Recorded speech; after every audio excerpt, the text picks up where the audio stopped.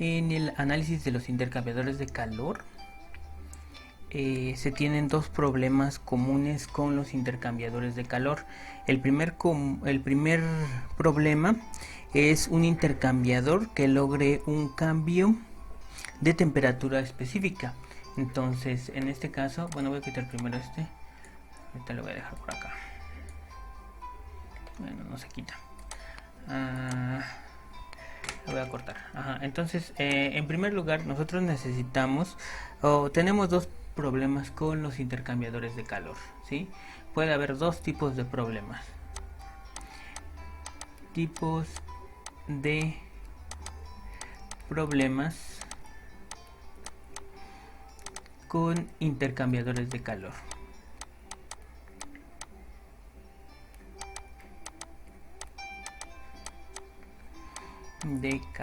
El primer problema será que necesitamos un intercambiador que logre un cambio de temperatura.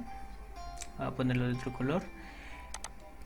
Intercambiador que logre un cambio de temperatura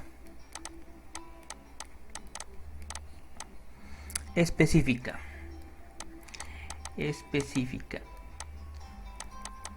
Y también tenemos un intercambiador, o bueno, predecir las temperaturas de salida de un intercambiador. Predecir las temperaturas de salida de un intercambiador. Ya sabemos que son intercambiadores de calor. Entonces, en este caso, nosotros ya tenemos nosotros todavía no tenemos un intercambiador. Aquí, en este caso, podríamos tener un problema de diseño. Este sería un problema de diseño. No sabemos las dimensiones del intercambiador, pero sí tenemos las temperaturas de entrada y necesitamos unas temperaturas de salida. T de salida. Acá, por ejemplo, nosotros ya tenemos el intercambiador, pero necesitamos saber cuáles serían las temperaturas de salida principalmente. Entonces, a diferencia que este va a ser un problema de diseño, este va a ser un problema de operación, ¿sí? Entonces, aquí vamos a calcular, bueno, aquí ya tenemos el área, ¿sí? Aquí calcularíamos las T de salida, las temperaturas de salida. Aquí ya tenemos las temperaturas de entrada y de salida, necesitamos el área. Entonces, estos son los tipos de problemas con intercambiadores. Para ellos se aplican diferentes tipos de estrategias para la solución. La primera estrategia sería la diferencia de temperaturas logarítmicas. Diferencia de temperatura logarítmica o LMTD. Por lo regular, entonces, nosotros si queremos aplicar un problema de diseño, lo que necesitamos aplicar es el método de diferencia de temperaturas logarítmicas. Al contrario de este método, si nosotros queremos predecir ya el área de un intercambiador que ya está en funcionamiento, lo que necesitamos va a ser un método de efectividad NTU. Entonces este sería método de efectividad NTU. Entonces son dos tipos de análisis diferentes con los que vamos a trabajar. Principalmente nos vamos a concentrar en este método de diferencia de temperaturas logarítmicas. ¿Por qué? Porque en procesos 2 nos vamos a enfocar en obtener el área, el diseño de un intercambiador, ¿sí? Nosotros ya tenemos las temperaturas de entrada, siempre nos van a dar las temperaturas de entrada y las temperaturas de salida, o incluso sí, ya no las van a dar. Y pues necesitamos calcular el área que necesitamos o el tamaño del intercambiador que vamos a estar utilizando.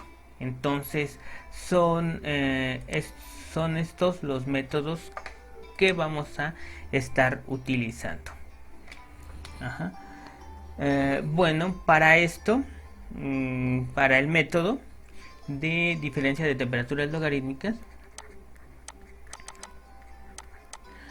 LMTD, lo que necesitamos es aplicar los diferentes supuestos. Entonces nosotros vamos a aplicar algunos supuestos con los que va a estar trabajando nuestro intercambiador.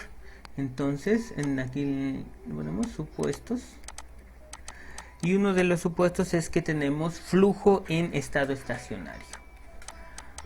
Flujo en estado estacionario quiere decir que simplemente el flujo en estado estacionario, que acumulación es igual con cero, ¿sí? Ya sabemos el balance de materia de entrada menos salidas más generación es igual a acumulación. En este tipo de procesos vamos a tomar en cuenta que acumulación es igual con cero. Ajá. Ok, ¿qué otro supuesto vamos a hacer? Es que los cambios de energía cinética y potencial son despreciables. Cambios de energía cinética y potencial son despreciables.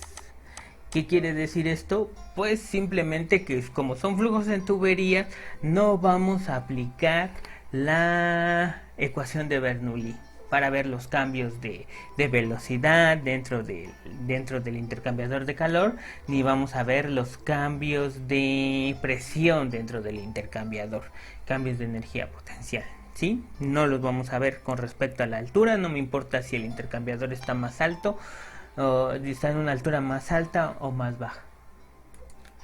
Entonces no vamos a aplicar la ecuación de Bernoulli.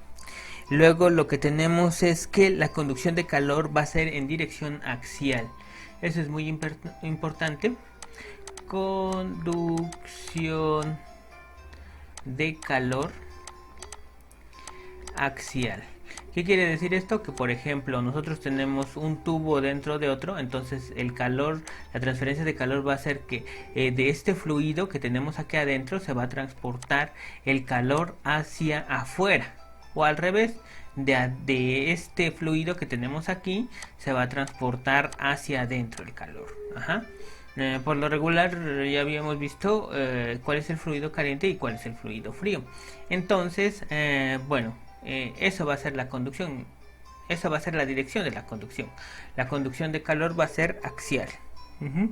Y luego la superficie del intercambiador está perfectamente aislada. La superficie del intercambiador está perfectamente me equivoqué aquí, perfectamente aislada. Entonces, ¿qué quiere decir esto? Que en este caso, en esta parte de afuera, no vamos a tener intercambio de calor con el exterior. Quiere decir que pues simplemente todos los cálculos se van a realizar cuando la transferencia de calor en la superficie del tubo exterior o en la superficie de la coraza, no la temperatura, sino no va a haber transferencia de calor en esa superficie. Entonces está perfectamente aislada. Entonces el flujo de calor aquí, que sería Q, va a ser igual con cero, ¿sí? o las pérdidas de calor en el intercambiador van a ser igual con cero. Entonces esto nos da una pauta para decir que todo el calor del fluido caliente se transfiere al fluido frío, ¿sí? Y no hay pérdidas de calor, ¿sí? En la superficie. Entonces no necesitamos calcular dichas pérdidas, porque nosotros sabemos que sí, siempre va a haber pérdidas, pero pues ahorita pues apenas estamos empezando con este tema de intercambiadores de calor. Entonces por lo tanto pues en las primeras aproximaciones lo que hacemos es no tomarla en cuenta. Ya después posiblemente se toma en cuenta dicha transferencia de calor, o dicha pérdida de calor. ¿Qué más vamos a suponer? Bueno, en este caso vamos a ver